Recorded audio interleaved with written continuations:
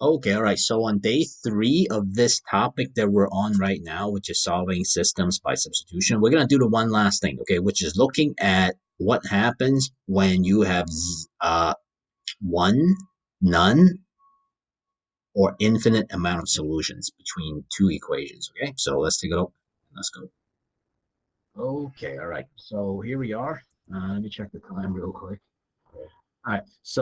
Now So let's take a look, all right? So one of the things I want to talk about is this. Here's what we've done so far. We spent 2 days on substitution, right? First with variables that are already isolated, as you can see. The second one is where the variables aren't isolated. So we had an extra step to isolate the variables. And today, the third thing I want to talk about is what do these equations look like when they have one solution,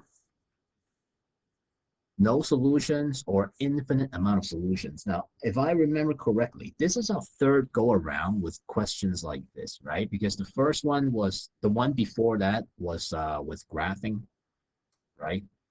And so now we're talking about doing that with systems. Okay. All right. So let's see. So here, we're gonna do these two, and then after that, as soon as we're done, we're gonna come back and just practice like crazy. Okay. All right. Let's take a look. So here, I want to show you this one first. All right, so let's do this one here. All right, here we have 3x plus 2y equals to 12, so on and so forth, right? And we're going to solve for it. So watch this. By the way, one of the things I want to encourage you now that we're doing this, the other thing I want to encourage you is with this equation, did you notice with 6, 4, and 24, they all have a factor in common. That means you can reduce that actually. So if you want to, you could reduce that by 2 first, okay? And I know I'm showing you something different, but I don't think it's so different that you guys can't do it, all right? So here I can factor out the 2. I can actually factor out the 2 from all three terms here, okay? So 2 times, so that would be negative 3x, right? 2 times negative 3x is negative 6x. That would be negative 2y, and that would be 12. So all you have to deal with is this, actually. So if you were to rewrite this equation right here, it would be negative 3x minus 2y equals 12. That's the first thing, okay? So here, now let me just rewrite this. So here we have two equations here, right? Now, in a way, I think you guys can already see where this is going because this is 3x, that's negative 3x, that's 2y, that's negative 2y. Now, there's an easier way to solve this, but we're not there yet because I just want to prove a point, all right? So what we're going to do is this, okay? We are going to, let me see, let me pick on this first one, okay? So I'm going to work on this first one. Equals 12. So I'm going to subtract. I'm going to solve for y. Okay, I'm going to subtract 3x from both sides. So I'm just trying to isolate the y. Okay, so that's negative 3x plus 12. Now, I don't love this question because I can tell that I'm going to get a fraction. I don't like working with fractions. If I could. All right, so we got this. Now, what we're going to do is we're going to take this here and substitute to where the y is. So let me rewrite that, okay? So I got negative 3x minus 2, and then in parentheses, right? We got this whole expression here. So negative 3 half x plus 6 equals 12. Okay, so far so good. So we're going to distribute, all right? Let me use a different color. So I'm going to distribute right here.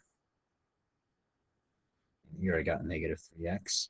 Now these cancels out. So negative times negative is a positive. So that's plus 3x plus 6 equals 12. Now, negative 3 plus 3, that cancels out. So I'm left with this. I'm going to write it right here, okay? 6 equals 12. That's all I'm left with. Now, we have already seen this before, right? 6 is not equal to 12. So what do you think the answer is going to be? Yeah, that's right. No solution. Okay? And that's how you would do that one. All right? Now, let's move on then. Let's try another one. Let's try this one. Okay? Let's call it number 2. Here, slightly better. Actually, it's a lot better than the last as far as ease of solving it. So I'm gonna concentrate on this one. All right, it's up to you. Either one is fine. Here, you can just divide both sides by -5 for this one. But I want to work with this one because I know x is already positive. So I'm going to subtract 5y from both sides.